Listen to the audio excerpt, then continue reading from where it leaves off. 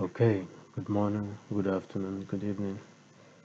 Let's look at what we had yesterday. Yesterday on British pound Japanese yen, I was looking to take sales on the break of this low with anticipation that it should hit my TP. Okay, then there was another position I saw somewhere around here. Okay, I will do that. I will show that on the live chat. I will show that on the live chat. So once I did this, I waited for price to do its own thing, and voila, look at it. I was triggered in here, trade was activated. It didn't perform immediately. Okay, it went up, did a retest to this bearish order block. Okay, tapped into the bearish order block zone. Then there was something else that made me more satisfied when I saw this bearish candle close, respecting this level here. I was like, okay, on the higher time frame, that means that price has it has retested or tapped the weekly level and wants to drop. So even if it goes back up again, this bottom side will appear as weak on the higher time frame. I was okay with that. Okay, so it tapped my TP. But there's something I will show you when we look at the live chart. Something else that I saw that if I were here, I would have taken it was somewhere around here. Take on the entry here, stop loss above the structure. Excuse me, TP will be somewhere around here, I think. So make it 1:1. But let's see how, when we go to the live chat, I will show you what I was looking at. Every day, this is one thing I always tell myself. What is that one new thing I did not see yesterday that the market is telling me today? And how do I repeat or replicate it? How do I adapt it into my strategy? Not to change it, but to see if it can fulfill it. You understand? Aid it to get better. That is one way to look at the market. Then yesterday again on Bitcoin, I was looking at price breaching this high and giving me first of all my one arrow before any other long statement. And I was triggered in on the break of this high. And what happened? Bitcoin, just like GJ, did not just perform straight. It went even as high as almost tapping my TP, returned to the entry, and was almost midway into my stop loss. I was like, okay, what should be would be, or what would be should be. I just let it be. It's either my TP or my stop loss.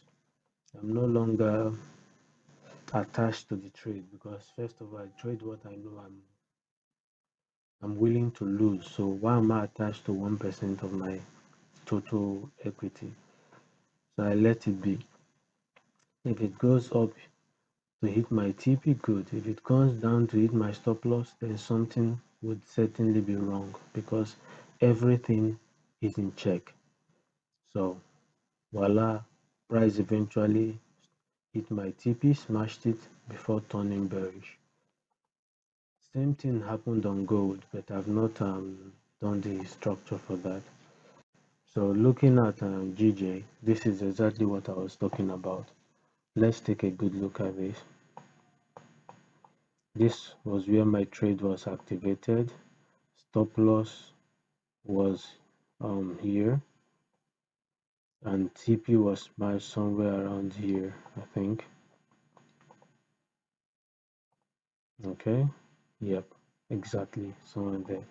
Then this is another position I was telling you I saw yesterday, but this one is not like I entered this position. This one is me doing back testing. This is the actual trade I took. Okay, this setup you see here is the actual trade I took. Meanwhile, this is me doing back testing what I would have traded. And if you can see, price hit my TP, the one I did back testing before turning bullish, respecting this level to the teeth, respecting it. Just like price was respecting, or price respected this level when he gave me the bearish breach, came for retest, respected it before dumping. It respected this level again on the 4-hour time frame before pushing up. So it's as simple as ABC. There is no big deal here. All you have to do is listen, because the market would speak only when we are capable of understanding her. Okay? And if you're a lady, you could use him or use your binary sexual orientation. That's up to you, whatever makes you comfy. Okay? So for today on GJ, there's something on the higher time frame that I'm looking at, which is quite crazy. Let me take out these things. Something I'm looking at. Price has tapped this 4-hour support before turning bullish. Price has also tapped this high severally before turning bearish. Now, there could be a simple thing going on here, which is price could now enter a phase known as a consolidation or sideways movement. Okay, consolidation phase or sideways movement or ranging phase, whichever terminology you use it, which is this is the high, tap the low, this is the V that was created. One of two things could happen. Price could drop a little bit, respecting this low, then turning up, which will now be what people call inverse head and shoulder technique. Okay, like I always say, you don't need to cram all these patterns, like put it on the back of your mind or something. What you need to understand is interpreting the story that the market is telling. By the time you can put all these pieces of information or pieces of information together, we have something that is usable. Okay, so this is the range I'm looking at. Price taps the low. Now, the question there is, if price taps this low, would it be going up to retest this high? Is the question that is on everyone's mind this morning. Okay, everyone that is trying to see a story out of this information or data before us. So what I'm going to do, okay, which whenever the setup is not like, it's not there, like, okay, this is it, take it. Whenever a setup is not there, I just try to play it extremely, I try to be extremely guarded with whatever I'm doing. Okay, so if you look at this closely, you see that though price has retested the 4 hours low, it has come into back into the 4 hours supply zone. So what are we going to do at this moment since price has entered the 4 hour supply zone again? Well, I can see a bullish swing here, with this being the guy who started the bullish momentum. So what is evident there is, if we have a break above here, I'll be anticipating price to do what? Rally, to come up at least either to this level or this level. Okay, because what I can see here again is an inverse head and shoulder pattern, something of this nature. You see, inverse head and shoulder pattern. If you're using trend line, this is what I'm seeing here. So this could eventually come down here, tap here. I'm not saying it must, that it could come down, tap here, then reverse upwards, or it could just reverse from now, this position where we are, and go upwards. So this is on GJ. I'm looking for buys going upwards. Okay. On the other hand, if we get a bearish breach taking out this support here, we'll be looking for sales coming downwards. So buys going upwards, buy stop would work very well here. Here for the sales, For the sales, no, sell stop won't just work. For the sales, I will need a bearish breach, come for a test, and then dump. But let's see how it goes, okay? Let's see how it goes. The market will tell us if it's ready to dump using sell stop as in pending order, or doing it live as in trade on the spot. Okay, spot trading. The second thing on our watch list is gold. Okay, let's see what gold did for us.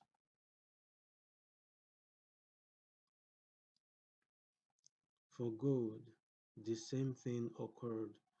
Okay, if you check somewhere around here, you will see that price respected this support to the left.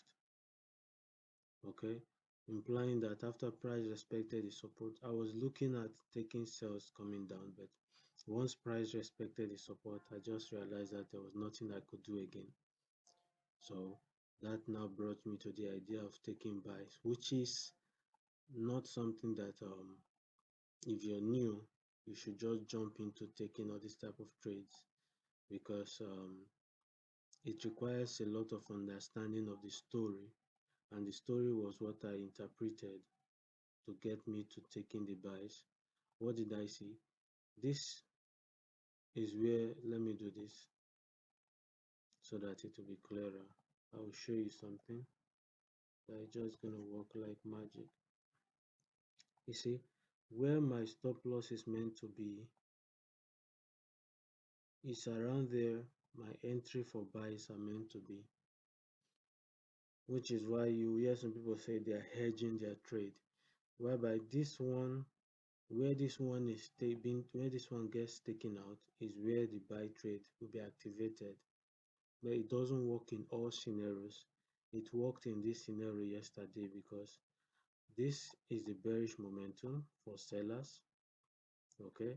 However, price has shown us that it wants to go up. So all I did was take buy on the break of the high with stop loss below the structure, and anticipated it to first give me my one arrow, which is somewhere around here. Okay, took 85% of the 1%, then see if we can hit this 4 hours resistance, and voila, price just played exactly how we wanted it to do. So that is one way.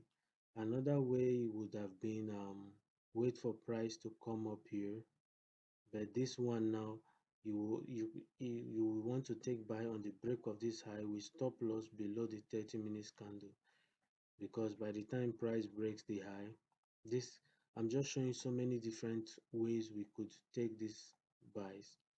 Stop loss here below this will be impulsive buys, then TP here. Okay, TP here, as you can see, price will just perform hit TP before it eventually comes down to entry. But I don't use this method anymore because it's not the probability doesn't work all the time. Sometimes price could weak out, then come back, make it appear like fake out, like what happened here. Price could weak low, then come back. Yeah, excuse me. There is no way to get 100% win rate, but refining the win rates is better than just trying to take every position or setup you see just because you think there is money to be made on it. So for gold, what I'm looking at is similar to what is on GJ. Okay, what I'm looking at is similar to what we got on GJ. And what did we get on GJ? Very simple. We had simple price action, which is excuse me, this is what we got on gold. This high, this low. In fact, you could say it started all the way from here, but I just want to be precise. This high, this low, this high, retested, and now price will do what? I'm anticipating price to go up to retest this high using the 4 hours time frame. As you can see, this bullish candle has closed above this bearish candle, which is something of this nature, that price has done something like this. So this is what it looks like. What I just drew here now is this figure here, using this figure as a template. So I'm expecting price to push to this resistance. But before I do that, I'm not just going to say, okay, because 4 hours has told me that, I'm going to take on the 4 hours time frame. I would like to see what the lower time frame is saying, okay, so that I will have a reasonable bias on what I need to do.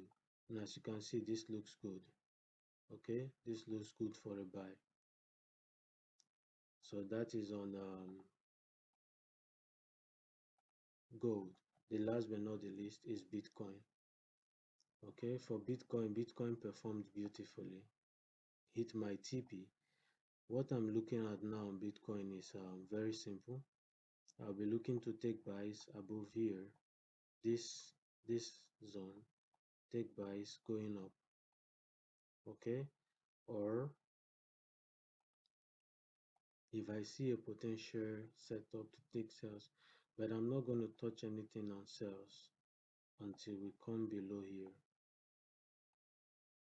This sell might work out, no big deal, but I'm not going to touch any sell until we come below here.